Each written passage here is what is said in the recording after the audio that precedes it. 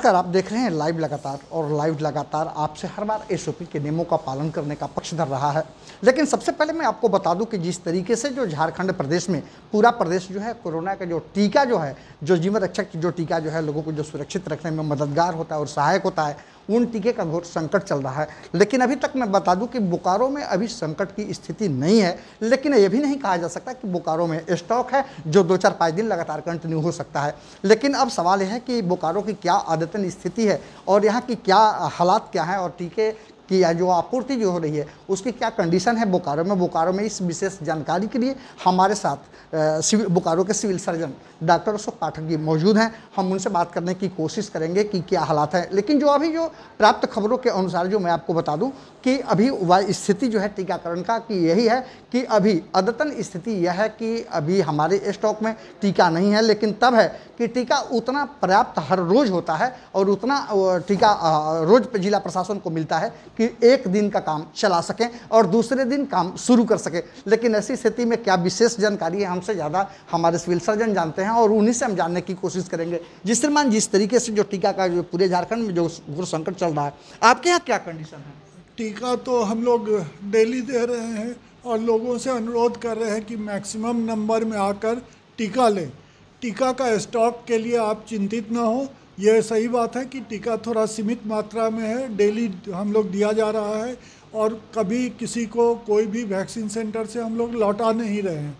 इसीलिए मेरा अनुरोध होगा कि वो टीका की मात्रा क्या है, ये सीमित तो ज़रूर है, लेकिन मैं किसी को भी निराश नहीं होने दूंगा कि जो वैक्सीन सेंटर पर आ रहे हैं सबों को वैक्सीनेट किया जा रहा है।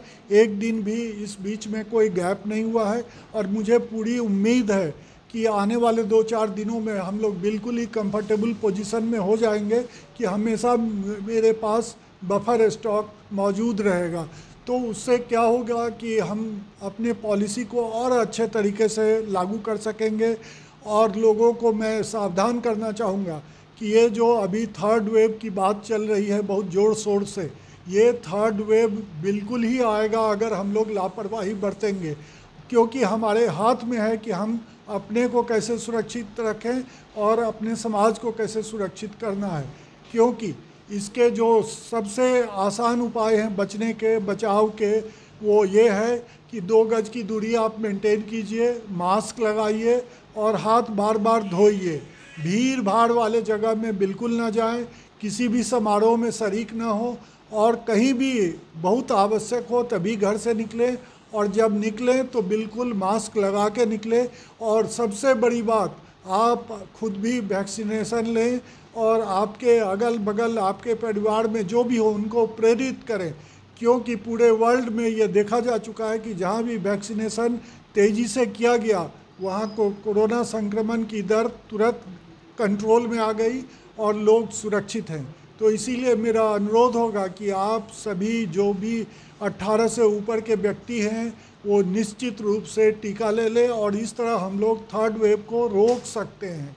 ऐसी बात नहीं है कि थर्ड वेव जो है आएगा ही आएगा, अगर हम सावधान रहेंगे तो थर्ड वेव को हम लोग रोकने में सक्षम हो पाएंगे।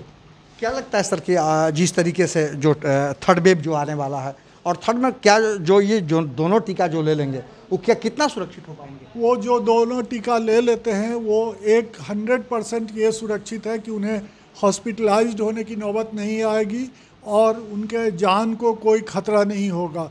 जो हल्का फुल्का सिम्टम होगा और वो घर में रह कर के भी सुरक्षित रहेंगे। तो इसीलिए वैक्सीन उस मामले में बहुत ही कारगर है और बहुत ही सुरक्षित है। अभी तक हम लोग 4 लाख के लगभग लगा चुके हैं टीका और कहीं से किसी भी तरह की कोई गंभीर समस्या नहीं आई है। जो थोड़ा बहुत माइनर जो चीज़ होता है, जैसे हल्का किसी को सर्दी खांसी हो गया, किसी को सर दर्द हो गया, किसी को बुखार हो गया, जो कि 24 घंटे में ठीक हो जाता है सिर्फ पैरासीटामोल लेने से। तो इसीलिए इसमें घबराना नहीं है कि वैक्सीन से कोई साइड इफ़ेक्ट होगा। तो बिल्कुल आप वैक्सीन लें और लोगों को भी प्रेरित करें। सर ऐसा भी देखा गया है कि जो फर्स्ट डोज जो लिए थे लोग और सेकेंड डोज के लिए लोग आ नहीं पा रहे थे। लगातार आपके माध्यम से, हमारे माध्यम से, लोगों के माध्यम से जागरूकता अभियान चलाए जा रहे थे। लगातार उनसे अपील की जा रही थी कि आप आएँ और सेकेंड डोज का टीका लें। क्या लगता है सेकेंड डोज के प्रति लोग कितना जागरूक हुए? नहीं, अभी तो जब 18 साल का शुरू हो गया है तो थोड़ी संख्या 45 प्लस में जो सेकेंड डोज के लिए नहीं आ रहे थे वो लोग भी आ रहे हैं, और हमको लगता है कि वो उनका मनोबल इससे बढ़ रहा है कि उनके घर के जो जवान बच्चे हैं, जो किशोर हैं, वो लोग ले रहे हैं। उनको देखकर उनका भी हौसला बढ़ रहा है और वो आकर के अब सही वक्त पर अपना टीका ले रहे हैं। बेशक ये कहा जा सकता है कि झारखंड में टीके की घोर संकट हो गए हैं, लेकिन तब है कि सरकार और जिला प्रशासन जो है काफ़ी इसको लेकर के गंभीर भी है, ताकि कोई लोग जो है टीका के लिए जो लोग अब टीका केंद्र पर जो आए हैं वो बेरंग वापस न लौटे। इसके लिए जिला प्रशासन जो है लगातार इस पर पहल कर रही है। और ये कहा जा सकता है कि बोकारो के जिस तरह से स्वास्थ्य अगर विभाग की मैं बात करूँ तो झारखंड में सबसे पहला राज्य झारखंड राज्य के सबसे पहला यह जिला है जहाँ हम इतने कम डेथ रेशियो भी हमारा कम रहा है, और हम जो हैं लोगों को यहाँ से ठीक करके और घर भेजने में भी काफ़ी कामयाब रहे हैं। लाइव लगातार बोकारो से दिनेश कुमार पांडे। न्यूज अपडेट के लिए आप हमारे चैनल को सब्सक्राइब करें। आप हमें फेसबुक और इंस्टाग्राम पर भी फॉलो कर सकते हैं। बने रहे लगातार.in के साथ।